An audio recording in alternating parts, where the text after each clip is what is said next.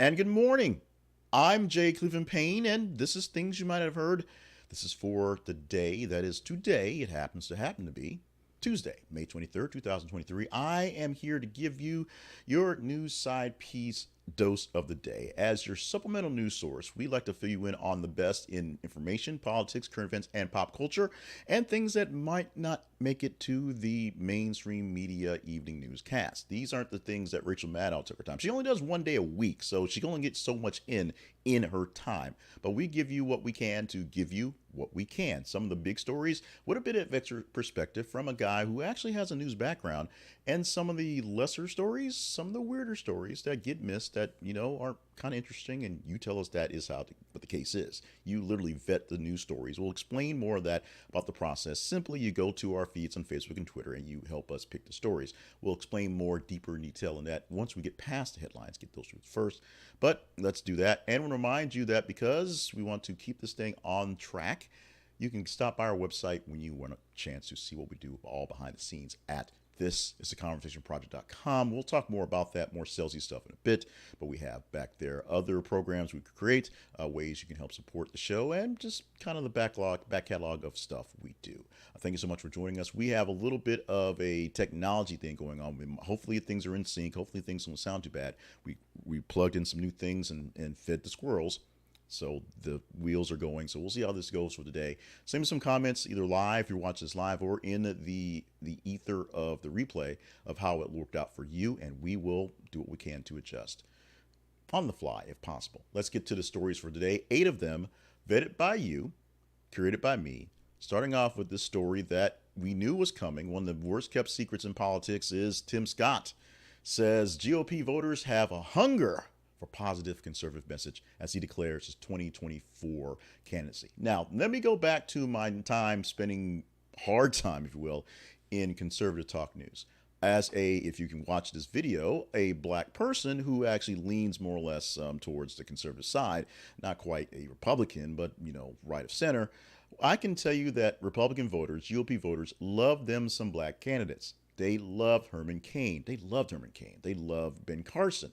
And they seem to love Tim Scott. The problem is they vote for Donald Trump.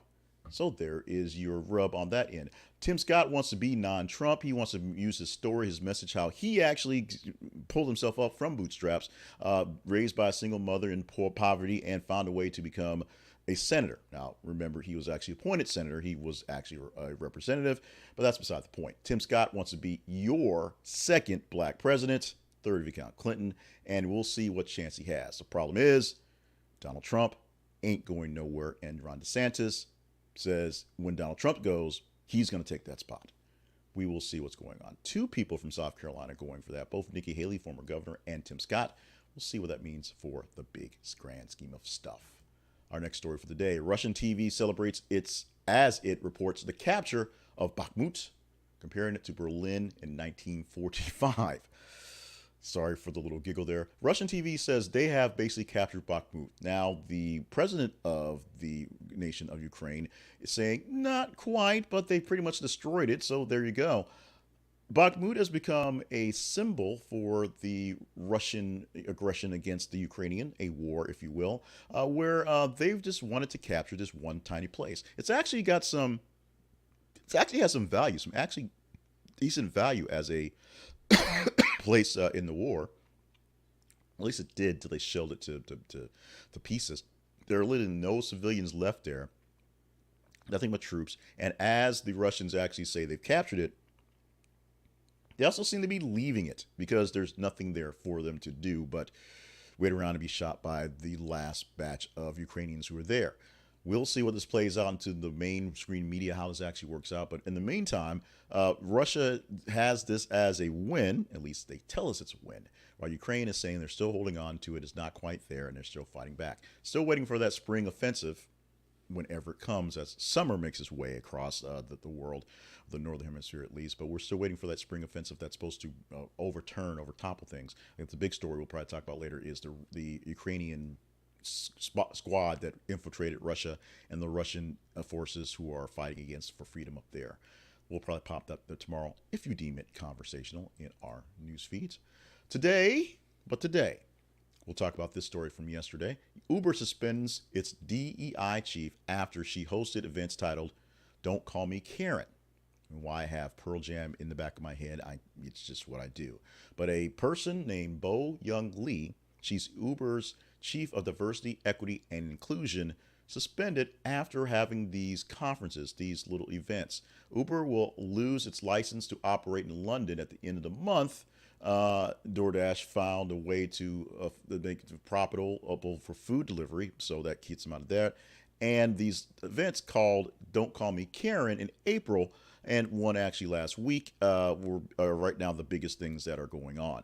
The latest "Don't Call Me Karen" event was intended to be a, quote, open and honest conversation about race, but employees of color felt it was more of a lecture.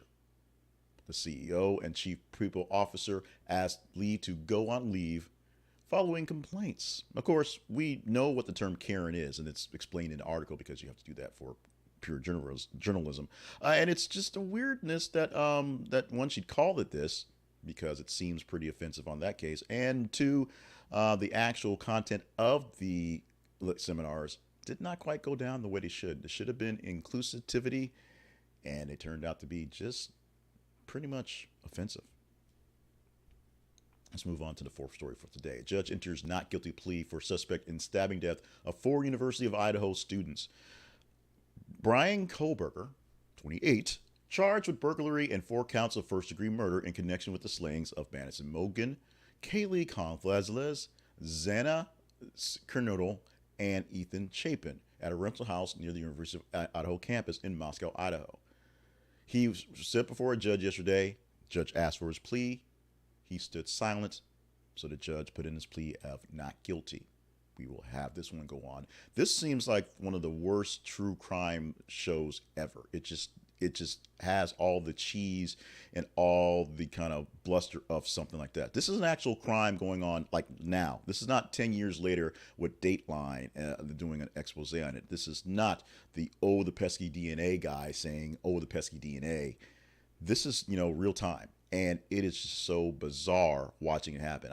I feel for the people around the University of Idaho in Moscow, Idaho, who are living this hell, in real time. But this whole thing just seems so surreal as it plays itself out. And it is playing itself out. And the eyes of the nation, I'll say the world, are watching. Double your pleasure, double your fun. It's 2 for Tuesday and 2 for Trumps today. 2 Trump stories, starting off with Jeanne Carroll, who is back seeking very substantial damages from Donald Trump's comments from Town Hall. Now, this gets confusing, very confusing. She was granted $5 million from her suit that she won, 2 weeks ago for defamation and not quite rape, but sexual assault. Then Donald Trump next day went on and said, I don't know this lady, but she's a whack job, she's crazy, all this other stuff. So she's suing for more? Technically, she's asking to open up the suit that was filed while he was president that's been on hold because he was president. And the numbers get kind of weird. We're not sure if she's asking for another $5 million or another $10 million for a total of $10 million or a total of $15 million. So that gets back and forth. But we're going to see whether this thing actually goes forward. Remember, she won one defamation case. She's asking for more because he kept defaming her literally days after losing the defamation case. Trump number 2. This one may be a bit more disturbing, maybe a bit more of a serious issue. Trump was warned about retaining classified documents, notes revealed. So federal prosecutors are investigating whether Donald Trump's failure to fully comply with the subpoena was a deliberate act of obstruction, because he was subpoenaed to return his documents that he took because he said Presidential Records Act says the president can take the records he wants to. If he wants to take the Marvin Gaye's and the Sam Cooks, he gets those records. They're his, but that's not how it works. The Presidential Records Act means that the Library of Congress controls everything the president basically touches. So it is there for history, prosperity. So we can learn from the past. That's not what happened. Donald Trump took stuff. We don't know what he took. And literally took them out of the envelope, so they don't know what's going on out there. And it was subpoenaed. Now, what we've learned lately is that basically every president since Reagan has screwed up and took home documents. Yes, but every president since Reagan, once they were found out, essentially turned them in because they were asked to. Donald Trump was subpoenaed, and he fought the subpoena till we got to the whole, they raided my house, yada, yada, yada, yada. The problem is, Trump was essentially warned many times about the handling of documents, the taking of documents, what he could do with documents, and how to declassify documents, which is not done because he mentally said it and poof, they're magically done. We shall see how this plays out, as well as this is a bigger deal, if you will, than E. Jean Carroll, big deal on its own, but this one has the actual national implications as opposed to the other one just showing that he's a jerk, and no one seems to care about that. Our next story. California man dies in car accident while helping ducks cross road. Witness tells police. A 17-year-old driver struck a man in the roadway while he was trying to help some ducklings. Police said the man died at the scene of the accident. A 12-year-old boy who witnessed the man's kind action said the man was helping the ducks avoid traffic. The intersection was closed until about 2 a.m. local time Friday after the crash. Witnesses said the picture was just, a guy. It's like a Norman Rockwell picture. Some dude walking the street, getting ducks across the road to keep them safe, and then he was hit by another driver. Go to the link for the story. It's a USA Today story, or look for it online for more deeper details. This is a sad story. This is one of those things that, like I said, Rachel Maddow probably didn't have time for last night in her monologue. But these are some of the things that we like to provide for you as supplements. Things to know, things to kind of have in your little coffee chats in the morning about stories happening out there. Here's a coffee chat that should scare you pretty much to hell. Over 60,000 pounds of ammonium nitrate goes missing from train. Let me read the notes from the robot editor. A sealed train containing 30 tons of a potentially explosive chemical went missing in April, and no one has any clue where it went. The best guess is that it leaked out during the train's 2+ weeks journey from Wyoming to California. A rail car carrying Dymo Noble cargo left Wyoming on April 12th and arrived in California empty. The rail carrier, Union Pacific, said its investigation was in its early stages. Oh, I bet it is. A sealed train leaked ammonium nitrate across half the country early this year, so it's possible, and the weeds between the rails started growing particularly well. I see mutants coming. I see mutants coming. I see mutants coming. I also see our teaser story for today. This is a new story that we can talk about tomorrow if you deem it worthy of the chat. So you do that by going to our feeds. This is the part where I explain how you are a part of the show and make things happen. We talk about the stories that you want me to talk about. That's simple. You do it by following our feeds on Facebook and Twitter. We put out a news story headline every 50 minutes or so you can enjoy it. You can read it. You can learn more about what's going on and be in the know more or less real time. Every 50 minutes, sometimes stories get backed up. So sometimes it takes a while to get to stories. That's the truth. But what you see here at our feeds on Facebook, facebook.com/This Is a Conversation Project, and twitter.com/th_conversation, is stories that you can engage in. And as you engage in it, it's a vote for the plus or minus of chatting about it. Like it, love it, hate it, share it. The more you engage in a story, the better chance we have of chatting it up the next day and for the weekend, if you will. This story happens. I said, what we're doing is we're actually spotlighting not the fact that the Denver Nuggets made the playoffs, the finals, for the first time in franchise history. Not the fact that their MVP, league MVP, two-time league MVP, has now broken a record for triple doubles that was held by Will Chamberlain. We're talking about LeBron, because it's his world and we know it. The 20-year veteran at 38 years old with a little left in the tank and wants to play with his son who just started college or is going to start college this season at USC, I believe. I'm rolling off the top of my head. Is thinking about retirement maybe. LeBron James' cryptic message to the world at his press conference after losing Game 4 against the Nuggets. Swept by the Nuggets, but of course they had the emotional hero act against the Golden State Warriors in the last part of the series, having to come back to beat them and kind of stifle the dynasty that was Steph Curry's and friends. The Lakers wins, of course, LeBron was able to win in Miami and then in Cleveland. The Laker wins have been a bit not so much. We will see what's going to happen, but after 20 years, we know Carmelo Anthony has retired after 19. LeBron gets an extra year because he came straight out of high school, so the same age, same kind of tread. LeBron James seemingly in better shape to do more things. We'll see what happens. I'm talking way too much about this, but we'll really chat this up tomorrow if you deem this worthy by going to the feeds. Don't let my chatter now get in the way of talking up. If you want to talk LeBron, we'll talk LeBron if you engage in the story highly enough. Now we're going to talk about sponsors, because sponsors make the world go round, and sponsors help keep this thing going, hopefully fairly well. We're going to talk about the chess store, one of our, I'll call them minor sponsors, but one of the sponsors that are really near and dear and love to my heart. My daughter fell in love with the game of chess about 5 years ago, maybe even longer than that. I think maybe she was 4 when she started playing chess. She's just hit the ripe old age of 11, so she's all surly and mean now. But she's been loving chess for quite some time, and it's something that we enjoy here as a family. I like to play her, and she tends to beat me because I'm not very good at it. But we also play on some pretty nice chess sets thanks to the sponsor here, the Chess Store. They don't have cheesy, cheap chess sets. They have nice, beautiful wooden sets, metal sets, sets that are made in themes, and the travel sets aren't really, as I said already, cheesy and cheap. They're great looking travel sets that you can take around and look good playing chess, and maybe, entice a few people who aren't so much into the game to coming over. If chess is your game, or was your game, or you want to be your game, the Chess Store has the game board for you. Go to thisisaconversationproject.com/the chess store. This is theconversationproject.com, the chess store, and visit them today. This is an affiliate link, so we get a little cut back from anything you purchase there. You can go to our sponsors page at our main website and see many of our title sponsors, the sponsors we have here in this program and other shows as well. But this is the one that I really, really love. I love me some of the Chess Store. I love me some chess. I'm horrible at it. But while, Junior is still playing chess, we're going to do the best to do that as we can. So check it out. The Chess Store may be your source for your brand new, beautiful chess set for your home, for your lobby, for your office, or for your travels. Let's talk about us. The Conversation Project lives at thisisaconversationproject.com, the home for the Weekly Wrap-Up Podcast.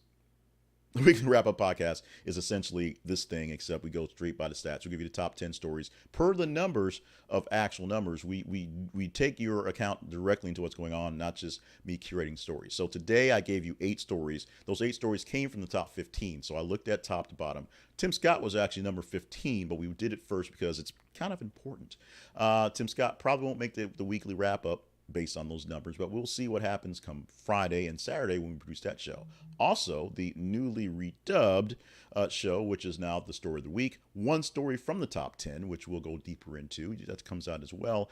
And you can see all those things at the website. Plus, sign up for our newsletters. Make sure you're signed up for this video series if you're not signed up for it, not subscribed on our various things. Sign up for our TikTok. We're going to find some time. Guess what? The coolest thing about now, summer vacation is now, and there's no more drop off and pick up for school, which means I get a little extra time to do extra more creative before I go to the day job. So we will see more creative stuff and more TikToks coming. No dances, because I can't dance. No singing. Well, there might be some singing, but either I can't sing, but more TikToks are coming. Go to our website, This is the Conversation Project, and find out how to join us in all those places. And if you deem the conversation and the product, fairly good, go to our partnerships page and see if there are ways that you want to help us get better at this. And by get better at this, I mean give us money, because giving us money will help us get better at this. It works like that, trust me.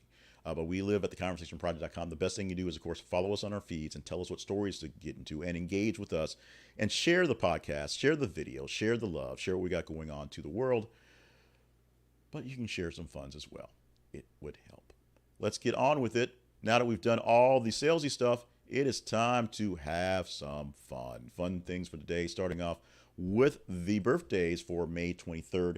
Happy birthday to that old bag, Joan Collins, 90 years old today. Known famous for being the sister of Jackie Collins, the writer, and of course, Dynasty. The original brand, not that old cheap CW stuff they tried to put out last year, a couple years ago. This is the real stuff, going back to the 80s, going back to shoulder pads, going back to people slapping each other dramatically. I guess they still do that on the Housewives, so that's there. But that's reality. That's scripted. This stuff was scripted. Seems so real. Joan Collins turning 90 years old on the day. Happy birthday. Still out there looking ravaging, looking elegant, doing the thing and doing the darlings. Drew Carey turning 65 on the day today. Drew Carey, of course, made famous by a show called The Drew Carey Show. Comedian before that, making his way into the world. And, of course, now the bearded, long-haired freak that runs The Price is Right. Drew Carey turning 65 on the day. And Ken Jennings, another game show host, 49 years old on the day, being famous from the show Jeopardy by winning it a couple times. And then because he's got a big personality, wrote some books, and was able to kind of turn that into the host of Jeopardy after the death of Alex Trebek. Not sure if he's the full host, because I'm not sure if they've actually gotten rid of Mia Bialik.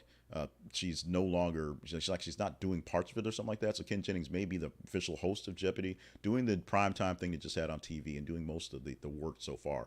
Congratulations for hitting that birthmark for all three folks on the day. Let's move on to some history. Back in the day, on the 23rd of May, going back to 1877, Grace Ingalls was born in Burr Oak, Iowa.